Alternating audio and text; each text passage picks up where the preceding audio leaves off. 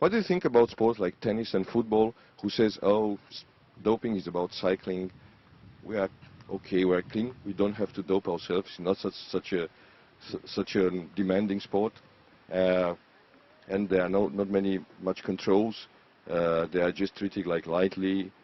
What do you think about them? Do you think that the football guys, they never dope themselves? Well, history shows something else.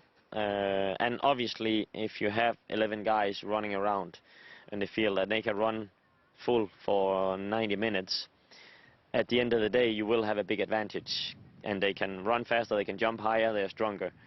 So even though you have other parameters, such as technique and tactic, yeah, I mean, doping would help there as well.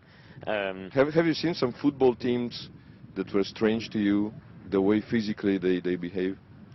No, but I just noticed that how also in soccer things has changed. I also know that in soccer, for example, there's a huge margin of improvement just by training more. Because compared to the cyclists, they have a completely different way of living and training.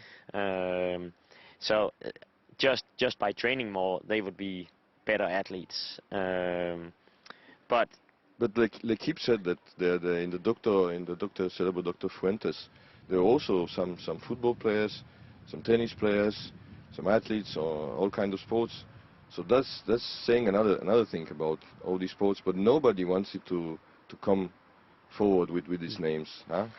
No, it's not the same rules for all the sports.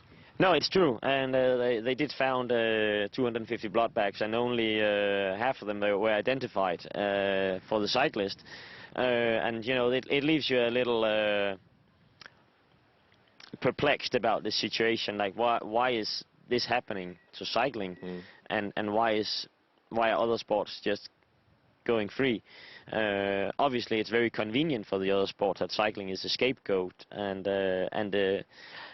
to blame for all evil in sport. Yeah. Honestly, I do not believe that's the case, because cycling has a lot of positive sides as well. But you know, who knows what? But it's crazy that the Spanish justice decide not to taste those blood samples, those blood bags, and just destroy them. I mean, how can you believe something like that? How can it happen like something like that in nowadays, when you have all these doping problems? Yeah, that's what I say. I'm certainly for equal rules for everybody. Yeah. And that also goes in the juridical system. That it should not depend whether you're a soccer player or cyclist, or if you're Danish or Spanish, how you're being treated by the juridical system. Right.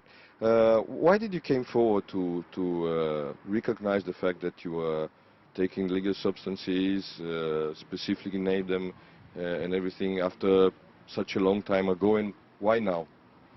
Well, a lot of things have happened since last year. Tyler Hamilton, he came out and wrote a book about it, and the USR, they were making a big report in the whole investigation regarding Lance Armstrong. And you know, at a certain point, I'm 39 years old now, and my career is coming to an end, and I want to do the right thing, because I think to restore the credibility, it's impossible to restore the credibility if you're not 100% open and transparent about these things. And that's what we are trying to do in the Christina Watches team now. Stefan Schumacher, he has admitted his mistakes from the past as well. Even our sports director, Bo Hamburger, he's collaborating with the anti-doping authorities. He was riding with Casino, and he's been professional for 10 years. So we want to restore credibility in cycling, and doing it by being transparent, really. Because we just can't keep on going this direction. And I want to run a cycling team in a different way than what I've been part of in the past with Rabobank and with other teams that I've been riding on, because it's just not possible, and to live with that stress, I would not put myself through that. Okay, but you know, the following question in everybody's mind will be the same. Why should we believe you? After all these years of lying in cycling society and of yourself and, you know, the others? Yeah, well, I think if you compare my situation, I could easily have said, I could have denied, as I did in the past. I'm taking a very big step now, and I'm taking, like, I'm telling about the substances, and I'm cooperating with the authorities. And I am very well aware that I'm facing another suspension now for doing this, but I want to do that because I want for once to have a clean sheet. Yeah, sorry, but one of your riders will say the same thing that you said to yourself or to the others when you are at the top of your career. You'll tell him, don't dope because it's not good, it's not fair, and you said, yeah, but the other one will take substances and have never been at a good level without taking them. What do you say to? Would you say to this kind of rider? What I'm telling them from my personal perspective is that I was smarter than the system. I cheated. I took doping for 13, 14 years, and I did it right underneath their nose. They never caught me, and nevertheless, I'm still sitting here with my second suspension now because sooner or later the truth is coming out. Lance Armstrong, he took doping for more than a decade. He's now facing a lifetime suspension. He never tested positive.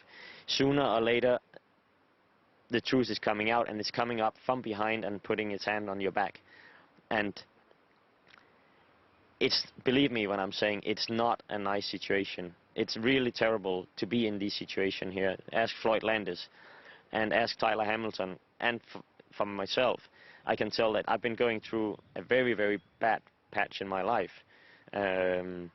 It's not funny to be in this situation, be stigmated as a criminal by society. And that's what I'm trying to tell to the riders. I do understand the need for you to be faster. I do understand if you have the desire to ride faster. But don't, because you do not want to be in the situation that I've been in. Weren't you afraid for your life when you take these substances, EPO for example, who can stop your heart during your sleep? No, like the whole health perspective is it's a completely different discussion, and the cyclists are not concerned about their health. It's a requirement to exercise, to do the sport in the first place. It's not even a question mark. And when we're riding downhill with 80 or 100 kilometers an hour on tires that are this thick here, it does not really make sense to do that just because you have 180 grams of cholesterol on your head. It's not a matter of health, and it does not make any sense at all. It doesn't make sense to do a sprint with 70 kilometers an hour and you have riders left and right and people are crashing. It does not make health to start the Tour de France. If you consider Tour de France as a workplace, they would shut it down immediately, because you know when you start with 200 people, within the next 3 weeks you have 4 broken collarbones, you maybe have a broken hip, you know, you have people that are being hospitalized pretty much every day, and nobody in their sound mind would work this in a place like that, of course. And nevertheless, it's the biggest annual sports event, and people, they do it year after year after year. So health is not an issue.